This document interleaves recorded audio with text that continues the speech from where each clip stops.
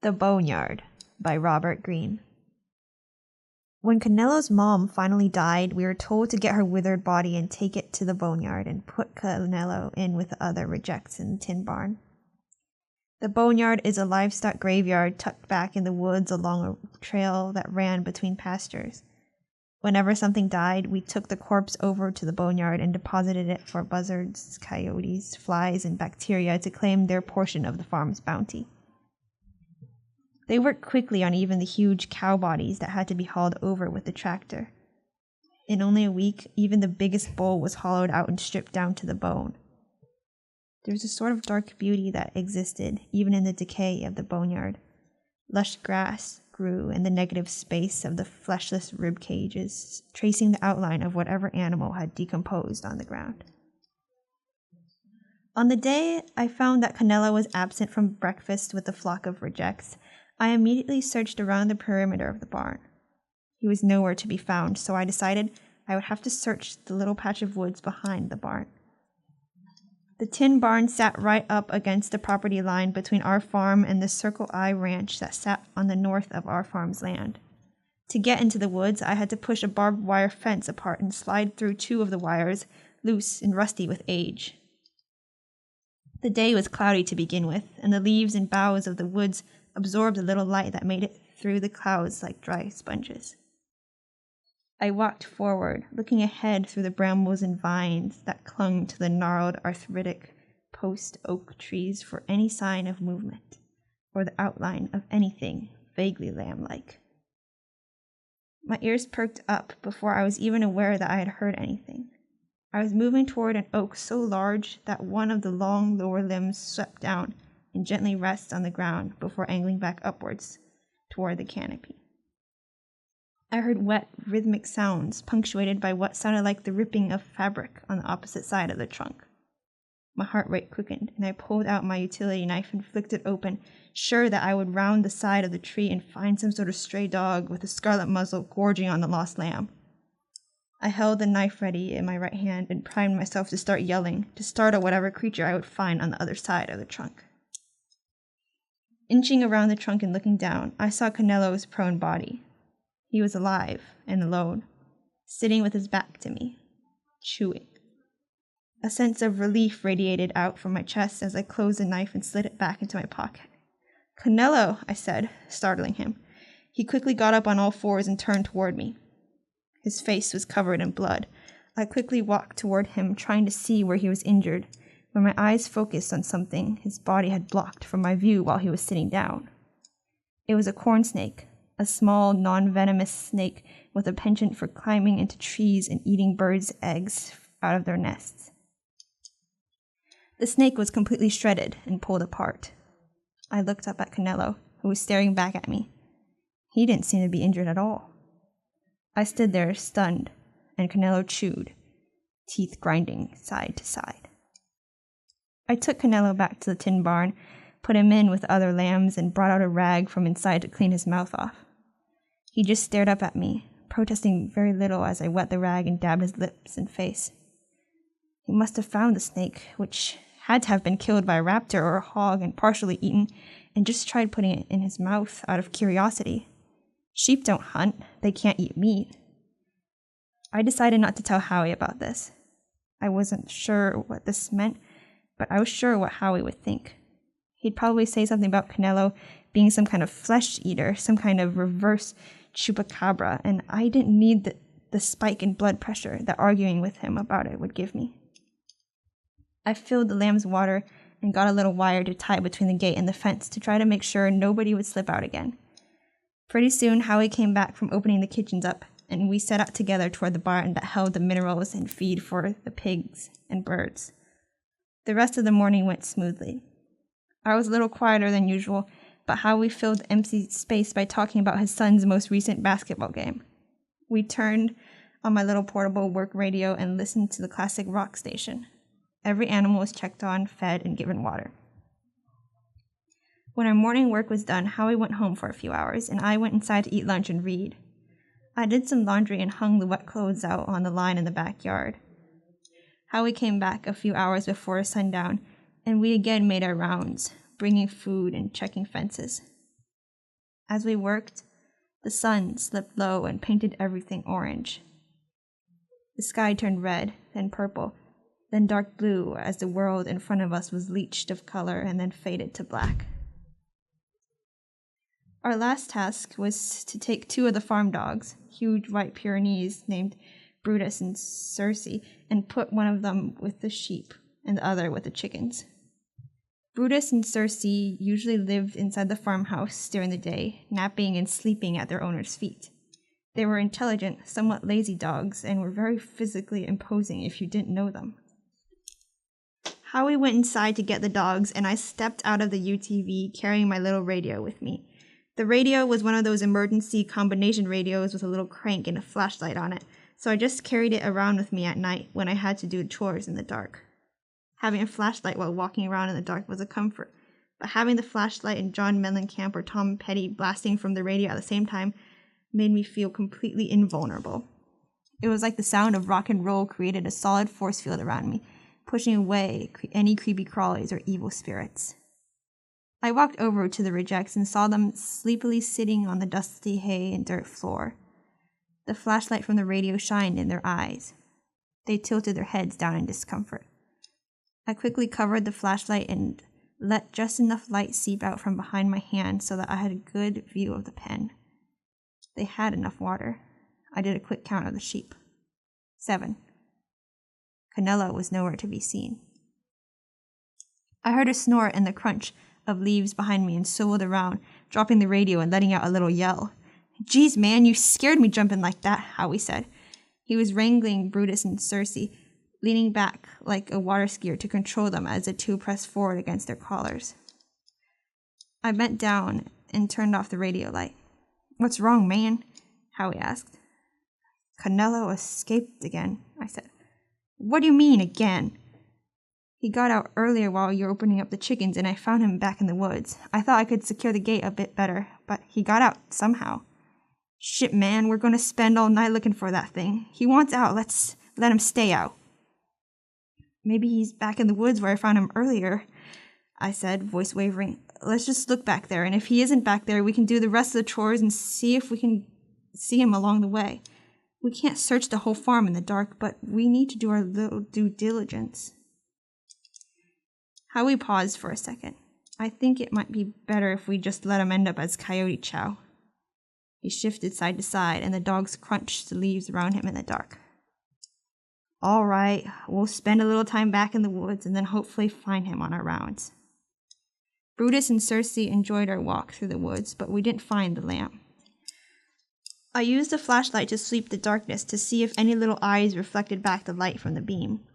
We returned to the tin barn after 5 minutes of searching and drove over to the sheep pasture for the rest of our chores. The electric fence unit for the sheep fencing was a little solar panel attached to a car battery. It charged all day and then zapped at night. I turned it off and ushered Circe in through the gate. In the headlights, I saw her run up to the flock and sniff a few sheep playfully, sticking her snout into their faces. The flock was used to her by now. The final stop was a chicken coop. We crossed a country road and bumped along the compacted, potholed dirt path that went by the garden. I turned on the radio and heard advertisements on my usual station, so I shifted the station over to an AM radio station that played oldies. Familiar sounds from long ago drifted out in low fidelity, mixing with the sound of the UTV's engine. Cold air curled behind the windshield and made me zip my coat up to my chin. I stuck my head out from under the roof and looked up at the stars. The Milky Way gently glowed like a curtain of lustrous fog crusted with diamonds. Howie braked and brought the UTV to a stop next to the chicken houses. As the sun set, the chickens knew to go up and roost in their houses for the night, making the pasture look deserted as I walked up to the fence and turned off the power. Howie opened the gate and slipped Brutus in. Brutus had been jumping over the fence almost immediately after we put him in and returning home nearly every night, but we were told to keep trying to get him to stay there. I checked the houses. The quiet birds perched along wooden rails stared back at the beam of my flashlight, a stray wing occasionally stretching out and flapping for balance. They were tired and content. I stepped back inside, closing the door, and saw bloody feathers in the dirt. Damn it, I mumbled to myself. A hawk had picked off 2 more birds today. Their bodies were mostly intact except for huge holes that had been pecked through their abdomens. I resented the fact that the hawks killed the whole bird and ate so little. It was likely that the other chickens had done as much damage to the bodies as the hawk. Chickens robotically pick at anything colored red and aren't above cannibalizing other chickens. I picked the 2 rigid, cold bodies up by the talons with my gloved hand and brought them back to the UTV. Howie was sitting in the driver's seat, face illuminated by some endlessly scrolling app. Hawk got some birds. Looks like we gotta head over to the Boneyard, I said. Howie nodded, not turning away from his phone. I gently laid the bodies in the cargo area of the UTV. I didn't like to roughly plop animal bodies down, as other workers would. I don't think that they can still feel pain or anything like that. There's just a part of me that thinks that the difference between a corpse and a living creature is smaller than most people are comfortable admitting. If I was going to respect living things, it was probably a good practice to respect their recently deceased bodies, too. As I got in the seat, Howie put down his phone and put the UTV in drive. No sign of any lambs out here, he said. He didn't sound too upset. We drove on with the radio quietly babbling. In between songs, an announcer read out the prices of corn and cotton. The pasture was bordered by a section of woods with a thin trail cut through the woods leading to other pastures. We had to take it slow through the woods, splashing through a little creek bed and curving along narrow bends in the trail. Branches and vines cracked against the hard plastic roof of the UTV.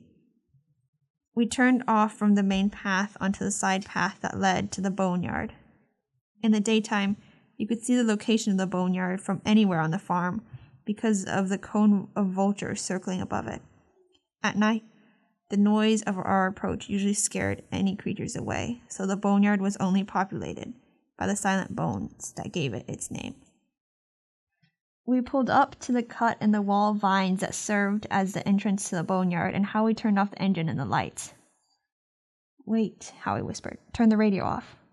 I hit the power button on the radio and the noise cut off mid-sentence. There was something coming up from the trail we had just driven. A rustling of leaves, the sound of distant grunting. I heard Howie open the glove box and pull out the pistol he kept in the UTV for predators or euthanasia of badly injured animals. I heard him cock it and put a round in the chamber. Get your light on. I grabbed the radio, toggled on the beam, and pointed it back toward the trail. The sounds moved closer. It sounded like something was running through the woods, whipping through branches and snapping sticks on the ground. We both waited, me with the light trained out in front of me, Howie pointing his gun. Suddenly, a huge black shape bolted across the path. 3 smaller shapes followed closely behind, squealing, startled by our light. Howie and I both exhaled. Damn hogs, he said. I should have popped off a few rounds, he chuckled. We took a second to recover before I walked to the back of the UTV and grabbed the chickens. They dangled at my right side as I walked through the entrance of the vines with the radio in my left hand. Their white bones reflected in the light as I looked for a good place to put the bodies. Howie entered the Boneyard using his phone as a flashlight and peered down at a dead sheep he had tossed in the Boneyard a few days ago. Funny how they inflate and puff up, he said, shining his light down on the corpse. I'm glad it's been cool, or else this whole place would stink to high heaven. I placed the chickens down gently on the ground and stood up. The light from my radio shone out in front of me, and in the beam stood Canelo, silently looking up at me, eyes reflecting the beam. I jumped back. Howie, I yelled. Canelo's over here. I heard Howie's steps as he ran over to me and stopped at my side. We both stared at the silent little lamb for a second. Now, how in the hell did he get all the way over here? Howie said. Canelo's mouth opened as if to respond, and black, viscous liquid dripped out. The little lamb's body tensed, and he coughed out a spray of dark mist. His jaw dislocated down with a crack, and, almost as if pulled from behind by a rope attached to his neck, his upper body pivoted into an upright position, balancing on his hind legs. The lamb's bulging eyes pointed blindly up toward the canopy. Out from his gaping mouth came a jagged cackling, and then a screech like metal scraping across metal as Canelo lurched forward. My hands reflectively flew up to my ears, leaving the radio to tumble to the ground. Howie started shooting blindly, and I ran straight past the UTV and onto the trail, hands pressed on my head, trying in vain to clamp out the sound. Brambles tore at my face and clothes until I finally broke out of the woods and into a pasture. I tripped and fell flat on my chest, hard, gasping for air. The noise that came from Canelo was gone. The leaves shushed in a gentle gust of wind. No more gunshots rang out. I remember the police treating me gently when they arrived later that evening. A morose woman in a uniform with braided hair and glasses asked me some questions. I mumbled some answers. I don't remember exactly what I told them, but they went out and found Howie. In the chaos, he had accidentally shot himself through the thigh and hit an artery. His face and fingers had been mutilated by what the coroner determined was a feral pig. They didn't find any living lambs in the boneyard. I think they took my story as a case of mistaken identity in the dark. My tenure at the farm didn't last much longer. I flatly refused to go out to the woods at night, which was treated with some empathy at first, but eventually became a nuisance. I know when I'm not welcome anymore. I didn't push the matter of Canelo and what I had seen in the woods. Lambs don't stand upright, and they surely don't eat meat.